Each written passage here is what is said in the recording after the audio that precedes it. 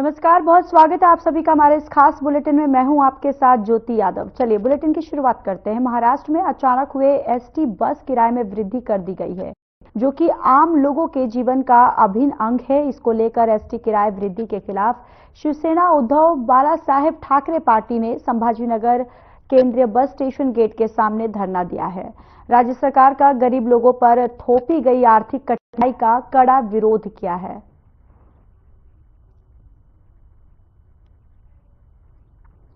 तो सरकार ने एसटी बसों का किराया जो है वो बढ़ा दिया है, जिसको लेकर बाला साहेब ठाकरे गुट के जो शिवसेना है उनके द्वारा यहां पर धरना प्रदर्शन किया जा रहा है। ये तस्वीरें भी आपके टेलीविजन स्क्रीन पर हम दिखा रहे हैं।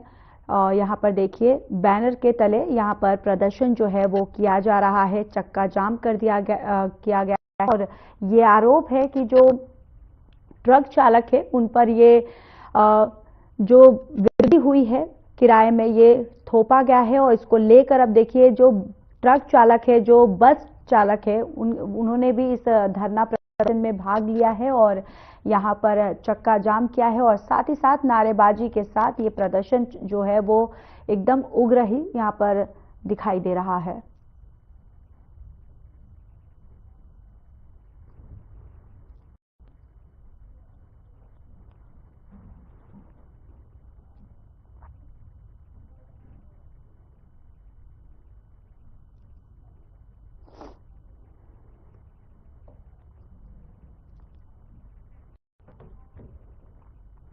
नागपुर जिले में मनीष नगर की कनेक्टिविटी समस्या पिछले 20 से 25 वर्षों से परेशान कर रही थी, जिसको लेकर पिछले दिनों क्षेत्र में ट्रैफिक की समस्या को देखते हुए फ्लाईओवर का निर्माण कराया गया था, लेकिन इससे ट्रैफिक का समस्या से समाधान नहीं मिला। इसलिए केंद्रीय सड़क और परिवहन मंत्री नितिन गडकरी की कल्पना से क्षेत्र में दूसरी कनेक्टिविटी शुरू करने का निर्णय लिया गया है। मुख्यमंत्री देवेंद्र फडणवीस ने कहा कि इससे हम क्षेत्र में यातायात की समस्याओं का समाधान उससे जाएगा। और इस मौके पर केंद्रीय मंत्री नितिन गडकरी ने अपने विचार व्यक्त करते हुए कहा कि नए अंडरपास से ये समस्या जो है वो दूर हो जाएगी।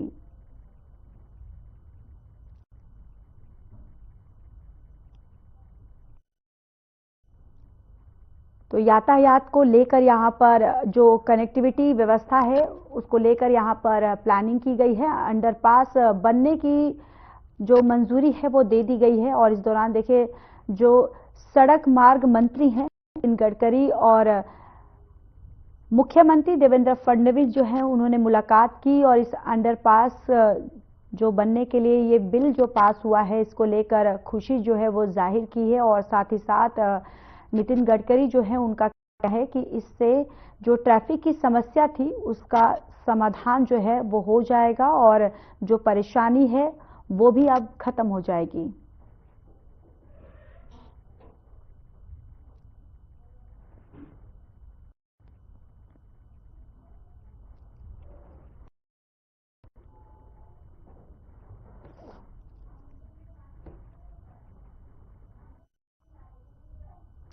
शहर के साई सिटी क्षेत्र में साईदीप रेसिडेंसी से एक बुलेट और शहर के काले मला क्षेत्र से एक शाहीन मोटरसाइकिल को चोरों ने चोरी कर लिया है। चोरी की इन घटनाओं से शहर के नागरिकों में चिंता का माहौल है। यह घटना इलाके में लगे सीसीटीवी कैमरे में कैद हो गई। पुलिस ने सीसीटीवी फुटेज की मदद से अज्ञात चोरों की तलाश शुरू कर दी है। तो देखिए पूरा मामला अहिल्या नगर का है, जहां शहर में चोरी की घटनाएं जो हैं वो बढ़ती जा रही है, जिससे जो लोग हैं वो काफी चिंतित हैं, काफी परेशान हैं।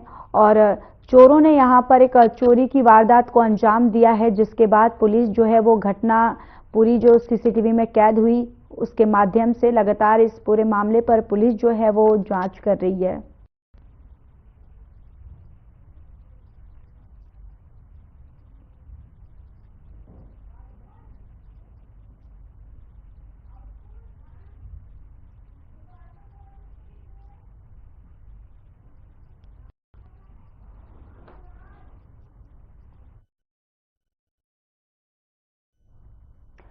हिंगोली जिले के बसमत शहर की जिला परिषद शाला में छात्रों के दो गुटों के बीच पुराने विवाद को लेकर हुए हाथापाई में एक छात्र को चाकू लगने से छात्र गंभीर रूप से घायल हो गया।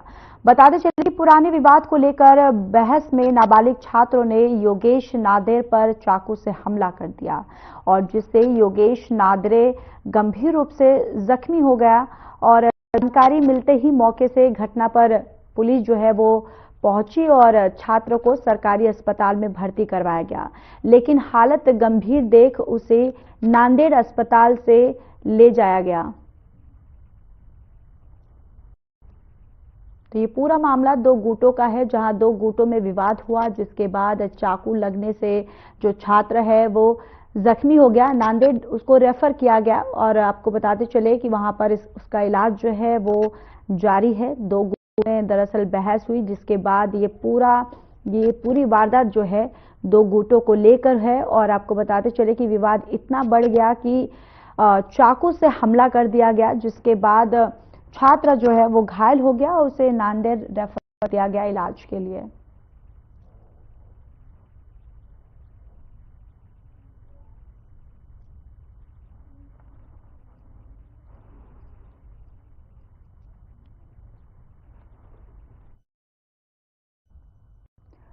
सैफ अली खान के ऊपर हुए हमले पर मुंबई पुलिस का बयान सामने आया है। एडिशनल सीपी परमजीत सिंह दहिया की अध्यक्षता में प्रेस कॉन्फ्रेंस आयोजित हुई, जिसमें उन्होंने बताया कि आरोपी को पकड़ लिया गया है और साथ ही मिले सबूतों के आधार पर आगे जांच भी जारी है। वहीं उन्होंने कहा कि फिंगरप्रिंट की रिपोर्ट का इंतजार है और बाकी सारे सबूतों के आधार पर आरोपी वही है जिसे पकड़ा गया है।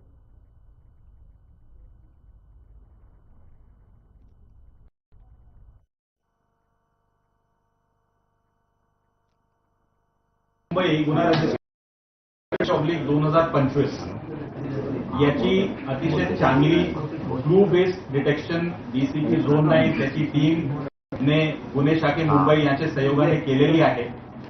अद्यापपर्यंतची तपासामध्ये आपल्याला आरोपीच्या विरुद्ध भक्कम पुरावा मिळालेला आहे। तपासाचे काही पहलू सध्या चालू आहे आणि याच्यामध्ये आमची पुढची तपास चालू आहे। बांद्रा पुलिस स्टेशन गुना रजिस्टर्ड क्रमांक 85/2025 ये एक बहुत ही अच्छी क्लू बेस्ड डिटेक्शन है जो कि डीसीपी जोन 9 उनकी टीम और मुंबई क्राइम ब्रांच के सहयोग से की गई है। अभी तक की इन्वेस्टिगेशन में आरोपी के विरुद्ध हमें भरपूर पुरावा मिला है। आगे की इन्वेस्टिगेशन चल रही है। Bandra police station CR number 85/2025 is an excellent clue-based detection made by DCP Zone 9, his team in conjugation with the Mumbai Crime Branch. So far, in the investigation, we have found ample evidence against the accused, and further investigation is going on. अगली खबर नोएडा से, जहां Noida sector 24 थाना police routine checking पर थी।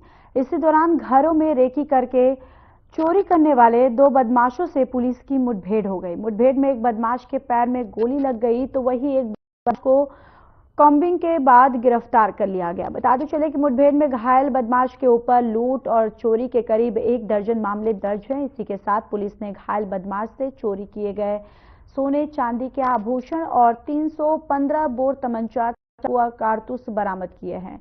जानकारी के अनुसार नोएडा पुलिस घायल बदमाश की क्रिमिनल हिस्ट्री खंगाल रही है और घायल बदमाश को इलाज के लिए हॉस्पिटल भेज दिया गया है और पुलिस ने दूसरे बदमाश के खिलाफ कार्रवाई शुरू कर दी है।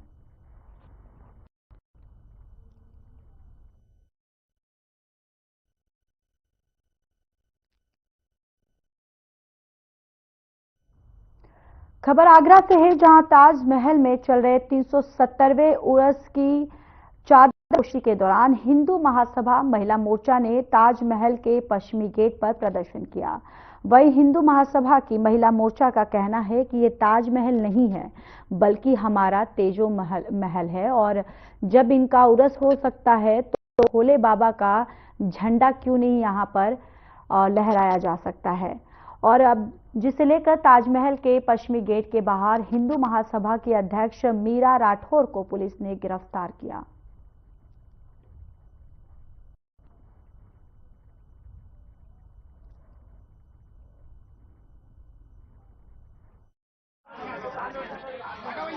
आज मैं ताजमहल जा रही थी। ताजमहल जो मेरे को भगवा से रोक लिया। क्यों रोका? मैं तेजोमाले जा रही थी पूजा करने के लिए, भगवा लहराने के लिए। मैं पहले भी लहरा चुकी हूँ, मगर आज मेरे को रोक लिया जीएन पे। जब चादर चढ़ सकती है तो हमारा भोले बाबा का झंडा क्यों नहीं फहर सकता है? हम आज तेजोमाले जा रहे हैं पूजा करने के लिए, और तेजोमाला हमारा है तो हम पूजा करेंगे।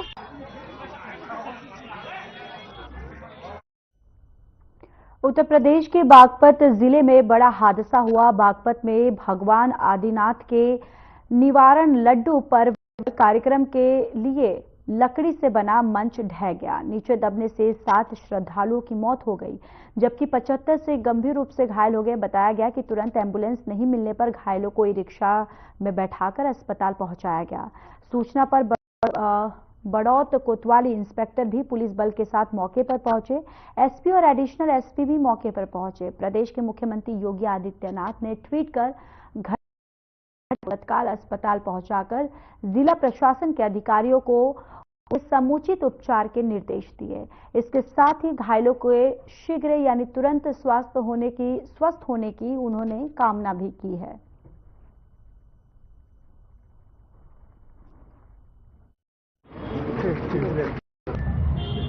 दुखद घटना है। एक धार्मिक कार्यक्रम यहाँ किया जा रहा था, जो बताया जा रहा है कई सालों से किया जाता है।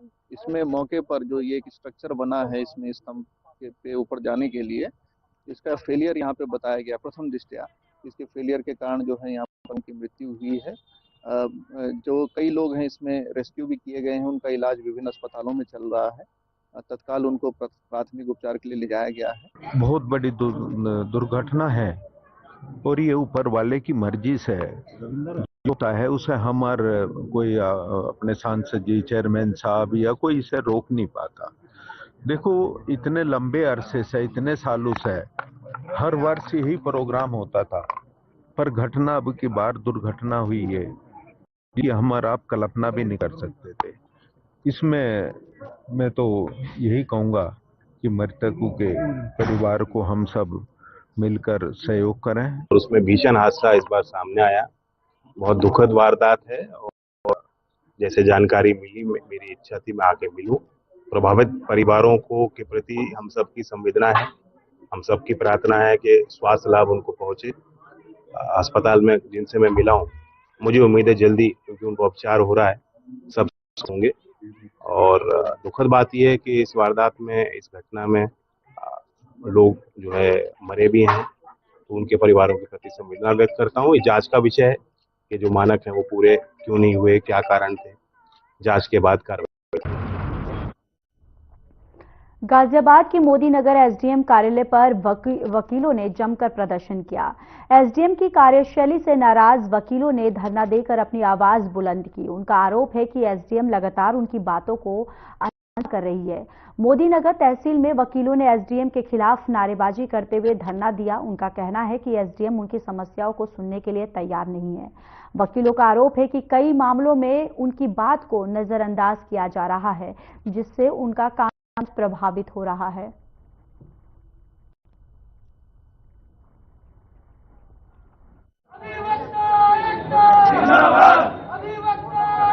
चौबीस 12/2024 से जो एसडीएम महोदय है, कुछ बार और बेंच के बीच में जो विरोधाभास था, उसके बारे में हमने ज्ञापन पत्र एसडीएम साहिब को दिया था, हमारी बार एसोसिएशन के अध्यक्ष और सचिव द्वारा, कि आप इन बिंदुओं पर विचार करें और वार्ता के लिए तैयार रहें। लेकिन हुआ क्या कि 24 12/2024 से मेरे द्वारा भी कई बार प्रयास किया कि वार्ता हो जाए और किस तरह से मामला सुलझ, जो हमारे वैचारिक मतभेद हो रहे हैं उनको दूर किया जा सकते हैं। कैसे तोड़ रहा है?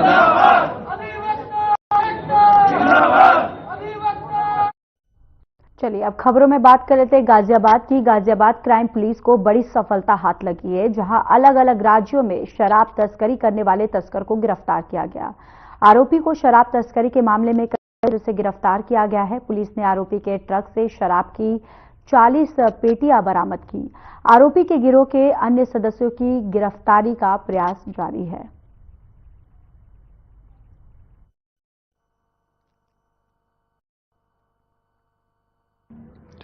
Crime branch police commissionerate Ghaziabad द्वारा एक अंतर्राज्यीय गिरोह का पर्दाफाश करते हुए एक अवैध अंग्रेजी शराब की तस्कर करने वाले अभियुक्त की गिरफ्तारी नंदगांव थाना क्षेत्र से की गई है, जिसके कब्जे से 40 पेटी अवैध अंग्रेजी शराब बरामद हुआ है, जिसमें कुल 720 बोतल थी तथा जो घटना में प्रयुक्त कैंटर गाड़ी थी वो भी बरामद हुआ है। ये लोग कैंटर गाड़ी में बेसमेंट में जो अवैध अंग्रेजी शराब छुपा देते थे, ऊपर से जो खाद की बोरी हो गई, चाहे प्लास्टिक के दाने हो गए की बोरी रख के छुपा के हिमाचल प्रदेश, हरियाणा, चंडीगढ़ और पंजाब से जो है तस्करी करके गुजरात और बिहार जहां पे शराब बैन है वहां सप्लाई किया करते थे। गाजियाबाद के मोदी नगर एसडीएम कार्यालय पर किसानों ने अपनी समस्याओं को लेकर अनिश्चितकालीन धरना प्रदर्शन शुरू कर दिया है। किसानों का कहना है कि प्रशासन उनकी समस्याओं पर ध्यान नहीं दे रहा, जिससे उनकी परेशानियां लगातार बढ़ रही है। धरना दे रहे किसानों ने कई मुद्दों को उठाया। वहीं उनका कहना है कि खेतों में घूम रहे जंगली जानवर उनकी फसलों को बर्बाद कर रहे हैं। किसानों ने यह भी आरोप लगाया कि बिजली विभाग द्वारा स्मार्ट मीटर लगाए जाने के बाद उनके कनेक्शन काटे जा रहे हैं और जिससे उनकी समस्याएं और बढ़ गई हैं। किसानों ने चेतावनी दी है कि अगर जल्द उनकी समस्याओं का समाधान नहीं हुआ तो वे बड़ा आंदोलन करेंगे।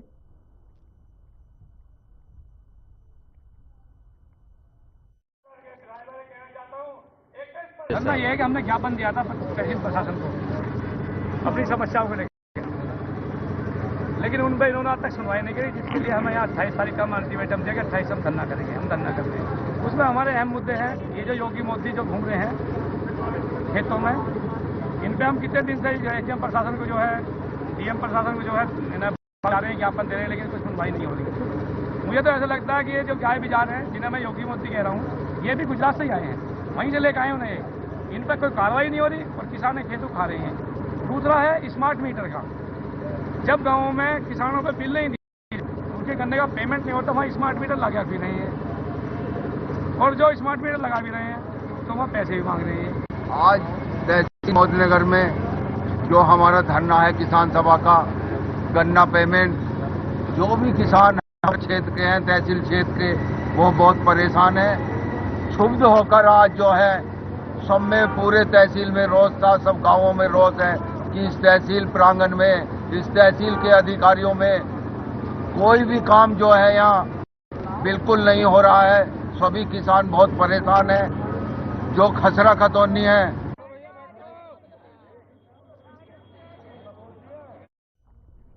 मेरठ में 200 रुपए के विवाद में युवक की हत्या का आरोप लगा है। युवक की 9 जनवरी को बेरहमी से पिटाई की गई थी और आरोपी ने धारदार हथियार से पेट में भी वार किया था, जिससे इलाज के दौरान 18 दिन बाद युवक की मौत हो गई। वहीं हॉस्पिटल में भर्ती बेटे के सदमे में 20 जनवरी को पिता ने दम तोड़ दिया। मृतक युवक के पोस्टमार्टम के दौरान जिन्होंने पोस्टमार्टम हाउस के बाहर सड़क पर हंगामा कर जाम लगाने का प्रयास किया। लोगों का आरोप है कि आरोपियों पर पहले भी हत्या करने का आरोप लगाया है। एसएसपी ऑफिस पर दर्जनों लोगों ने इंसाफ की गुहार लगाई। मामला थाना भावनपुर इलाके के जयनगर का है।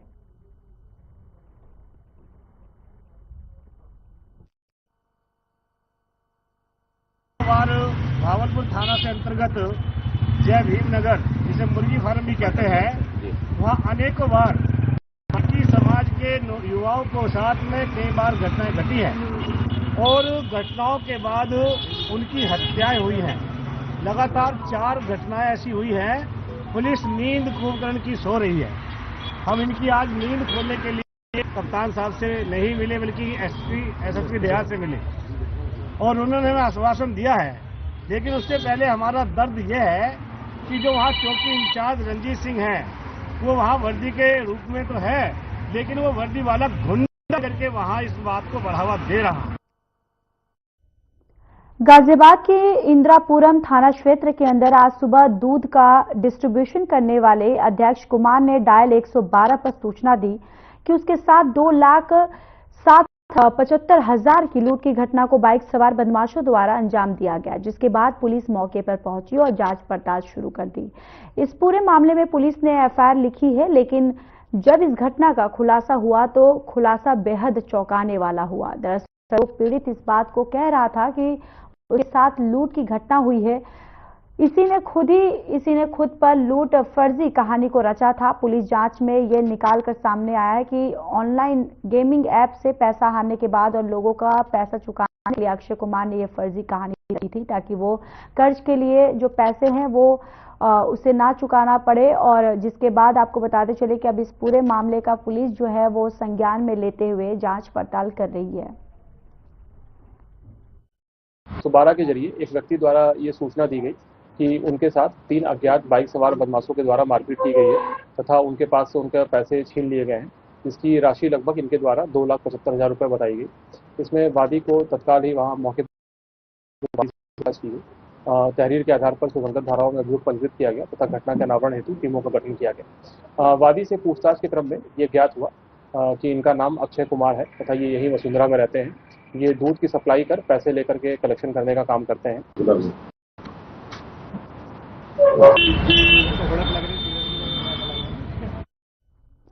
नोएडा फेज 2 पुलिस ने एक बड़े ऑपरेशन में मोबाइल टावर से उपकरण चोरी करने वाले गिरोह का पर्दाफाश किया है।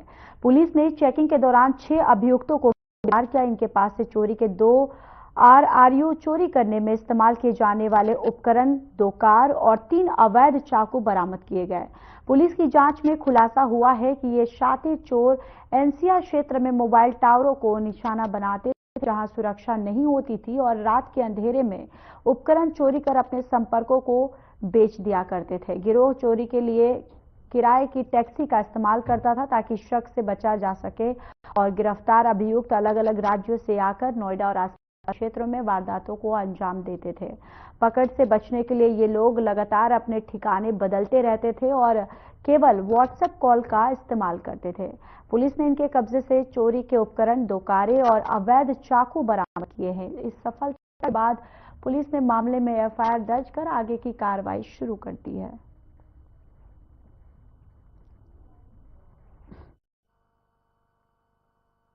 थाना फेज 2 पुलिस द्वारा एक सराहनीय कार्य हुआ जिसमें एक मोबाइल टावरों पर RRU चोरी करने वाली गैंग का पर्दाफाश हुआ है। इनके पास से 2 RRU भी बरामद हुए हैं। इनके पास से 2 गाड़ियां बरामद हुई हैं जिनसे ये लोग पहले रेकी करते थे और बाद में RRU चोरी करके बेचने जाते थे। ये लोग RRU को मेरठ में बेचते थे। इनके पास भी बरामद हुए हैं जिनसे ये लोग RRU को मोबाइल टावर से खोलते थे और उसके बाद उसको ट्रांसपोर्ट करके मेरठ ये लोग चोरी करके बेचने ले जाते थे। टोटल 6 लोगों की गिरफ्तारी हुई जिनमें इनका गैंग लीडर का नाम अंकित कुमार है और उसके अलावा अन्य 5 लोगों की गिरफ्तारी हुई है।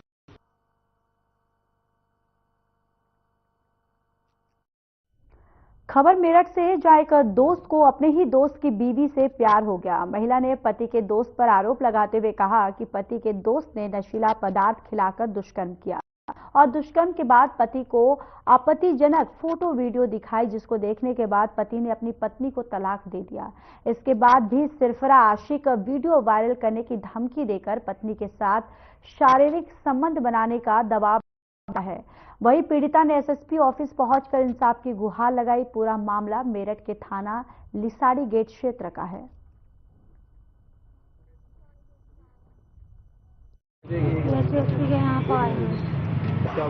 मामला ये होता है, ये जो सैफुल है इसके पास मेरा फोटो है। हम इससे ना करते कि फोटो डिलीट कर दे, इतना वायरल कर रखे मेरा फोटो इंस्टाग्राम पे फेसबुक पे भी छोड़ता है फोटो। मैं इससे ना करती तो मानने की धमकी देता है मेरा आदमी को भी मुझे भी। अब 1 महीने से हमने 2 बार रहेंगे, कोई सुनवाई नहीं हुई। जब मजबूरी में हमें यहाँ पर आना पड़ा। रात में इसके यहाँ पे पुलिस वालों को लेके गई। पुलिस वाले कहने लगे तुम हमारे साथ चलो। बताओ अगर हम साथ जाने लगे और ऐसे पकड़वाने लगे तो फिर पुलिस का क्या काम होगा। हमसे कहते हैं पुलिस वाले कि तुम ढूंढो। हम कहाँ से ढूंढो उससे। अपराध मुलाकात ऐसे हुई थी, क्या नाम जी, मेरे हस्बैंड के दोस्त थे यो। अब इन्होंने आने के बाद में ईद वाले दिन आए थे हमारे घर पे। आने के बाद में इन्होंने गंदी निगाह रख ली मेरे पे। रखने के बाद में ये खाने पीने की कुछ चीज लाता था, उसमें नींद की गोली है, कभी चाय में कभी उसमें तथा। ये मुझे देने के बाद में इन्हें भड़का के मेरा आदमी से मुझे अलग करवा दिया, तलाक भी करवा दी। साड़ी गेट से आए हम, यहाँ पर आए। फिलहाल इस बुलेटिन में इतना ही। बाकी देश और दुनिया की तमाम बड़ी खबरों के लिए जुड़े हमारे साथ। नमस्कार।